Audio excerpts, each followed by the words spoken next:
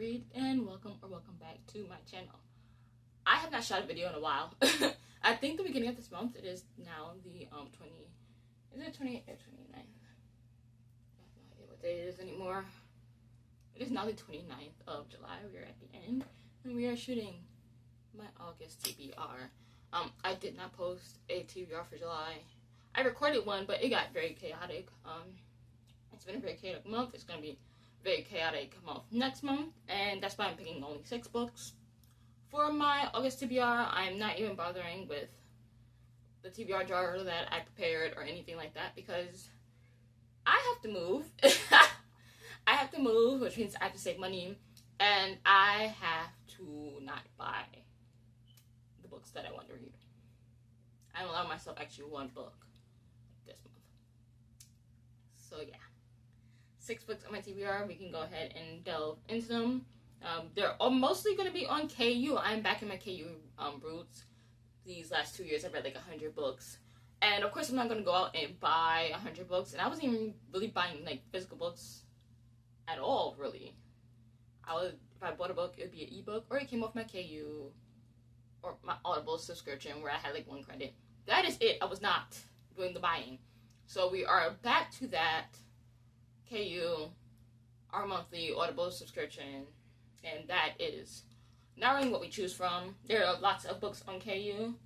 I am out of the loop now though, so I had to go do some digging, which wasn't hard because besides the like 13 books I have out on Kindle Unlimited right now, I also have books that I've accumulated from Stuff Your Kindle days. Like I have like 84 unread books on my Kindle app. I have a books color go 7, but of course I have the Kindle app on this. But yeah, 7 books on my Kindle app.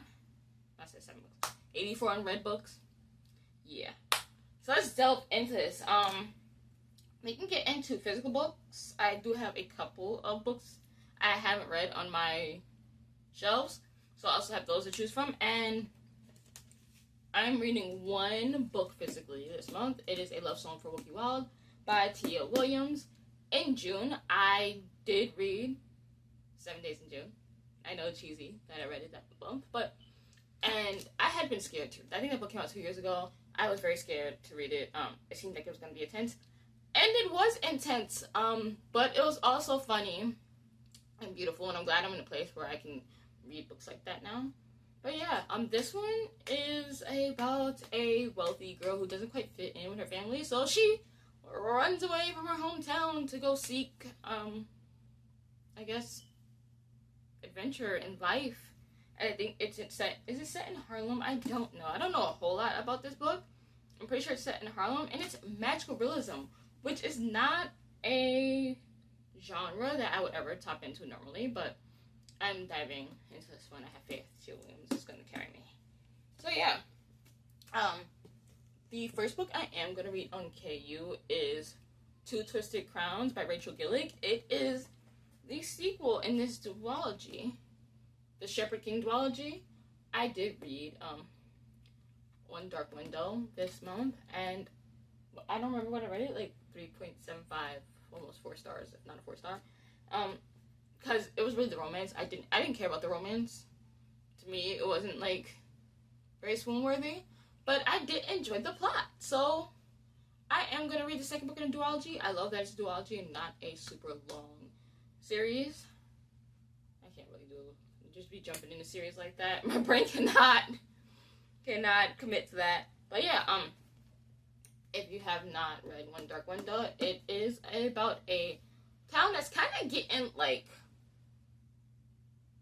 terrorized by the spirit of the wood. They angered it centuries and centuries ago, and yeah, it is shrouding them in mist and kind of choking out their like food supply and abducting them if they go in the wood.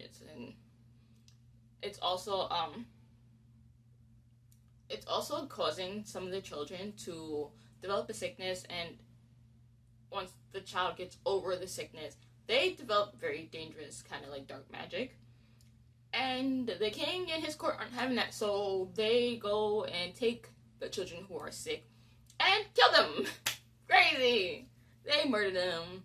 But the main character, Elspeth, her father, who was once a part of the king's court and was a part of the people who led the people that were supposed to go take the children and murderize them, decides that he's not going to murderize his own daughter when she gets sick and sends her off to live with her aunt, her mom's sister. And the aunt and them hide her, so she survives the sickness and develops a dark power that has kind of wreaked havoc on her ever since. And it's really good. It's really good. I enjoyed it. Can't wait to read the second one. Let's keep going with my KU books. I have my laptop. You always see me fumbling with my laptop. Right here, the third book on my TBR is Getting Schooled by Christina C. Jones. I have kind of taken this book out and returned it, and taken this book out and returned it over and over again for the last 3 years, and I don't know why. I have read like 4 Christina C. Jones books in the last few years. I read the Love Sisters series, and it's like a series of novellas following 3 sisters and their romances. Thoroughly enjoyed that. I don't think I gave not one of those books under a 3-star. And then I read started another book by Christina C. Jones, I think last year or the beginning of this year. I didn't quite like it. Decided it wasn't for me. But that's still like a good track record. Like, hold up 1 second. I'm yapping away. Yeah, that's still a very good track record to be like 3 out of 4 books to like. So I don't know why I haven't. I'm gonna finally do this. So yeah, it is kind of like a dislike to love between a grad assistant and a student, and I normally don't like books like this at all, because why jeopardize your job for someone young and immature? But the MMC is actually older than the FMC, who is the grad student. He is 28, she is 26, and he is returning back to college to finish his bachelor's degree. And I think they bump heads and it's bantery, and I don't think it's a true like they don't have like serious disdain for each other, but they get underneath each other's skin. I think it's kind of like they said this isn't a story of opposites attract, more like counterparts clash. So hopefully I enjoy this, because sometimes the dislike be disliking too much, and then I don't want them together, and then the book gets 3 stars. So hopefully that's not the case here. And let's move on to, what is this? Book number 4. Okay, so actually the 4th and 5th book in my TBR, they are both small town series, the first in small town series that both have books releasing in the near future. By authors who I have never read before. This series that I am reading is Love Redesign. Well, it's the Lakefront Billionaire series by Lauren Asher, and the first book is Love Redesign. I've never read any books by her at all, and I would start with a small town billionaire romance. I'm not the biggest fan of billionaire romances because authors tend to make his money his entire personality, and I don't like that. Like, please, like, have something else. Be interesting, or like funny or something. Be likable, and I feel like that's not always how those books are written. But yeah, this one is actually like childhood rivals to lovers, which is interesting. Yeah. Main character, well, FMC's name is Dahlia, and she's returning home with like her tail between her legs. Didn't work out in the city. Kind of lost her spark for her job. She's an interior designer, and I don't know what the main character Julian does, but I know that they don't get along. But his mama is making him play nice and help her out. So hopefully I like that too. Hopefully, like I said, hopefully the dislike isn't disliking too much. And the second, by the way, the Lakefront Billionaire series, the 3rd book in that series, Love Arranged, does come out in August. I don't know what day in August. Let me see. They have it up here. Bear with me for a second.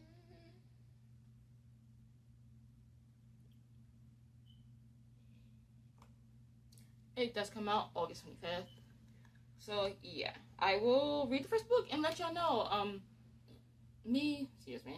If me and my picky error is enjoying this, because I've been very much in my picky error. That's why I haven't even read half. Well, I've read quite a few, like 40 something books in for the year, but I was like 50 something books last year, but I've been very choosy about what I am picking up.